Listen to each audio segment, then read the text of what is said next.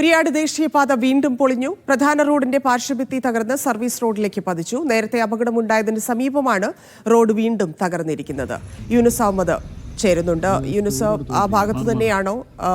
മഴ തന്നെയല്ലേ? കാരണം എന്തെങ്കിലും പരിശോധനകൾ നടക്കുന്നുണ്ടോ ഇപ്പോൾ?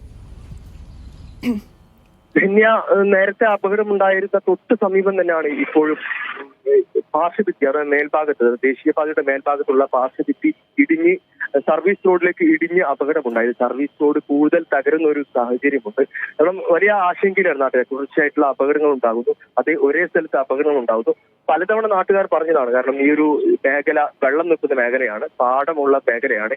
ഇവിടെ ഈ ഒരു നിർമ്മാണ രീതി ശരിയല്ല എന്ന് പലതവണ നാട്ടുകാർ ആരോപിച്ചതും പറഞ്ഞിട്ടും അധികൃതർ മറുപടി നൽകിയില്ല എന്ന് നാട്ടുകാർ ആരോപിച്ചിരുന്നതാണ്.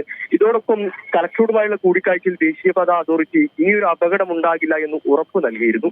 ഇപ്പോൾ അതിന് മറുപടി പറയാൻ ദേശീയപാത അതോറിറ്റി ബാധ്യതയായിരിക്കുകയാണ്. വലിയൊരു അപകടം, കാരണം തൊട്ടടുത്ത് ദേശീയപാത അപകടം ഉണ്ടായിരുന്നത്, കഴിഞ്ഞ ദിവസം ഉണ്ടായിരുന്ന അപകടം ഉണ്ടായിരുന്ന സ്ഥലത്ത് തൊട്ടടുത്താണ് വീണ്ടും അപകടം ഉണ്ടായിരുന്നത്. ഈ അവിടെ റോഡ് ഗതാഗതം നിരോധിച്ചത് കാരണമാണ് വലിയ അപകടം ഒഴിവായത്. ഏതായാലും കഴിഞ്ഞ തവണ MLA-മാരും MP ഉൾപ്പെടെ പലരും ഈ ഒരു അശാസ്ത്രീയ നിർമ്മാണത്തിനെതിരെ രംഗത്ത് വന്നതാണ്. വീണ്ടും അവർ കലക്ടറെ സമീപിക്കാനാണ് നാട്ടുകാർ ഒരുങ്ങുന്നത്. കാരണം വലിയ അപകടമാണ്. കാരണം ആ സംരക്ഷണ ഭിത്തിയുടെ പൂർണ്ണമായി തകരുന്ന ഒരു സാഹചര്യമുണ്ട്.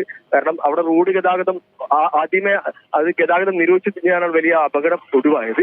എന്നിരുന്നാലും ഇപ്പോൾ വലിയ പ്രതിഷേധത്തിലാണ് നാട്ടുകാരുള്ളത്. ശരി യൂനുസ്.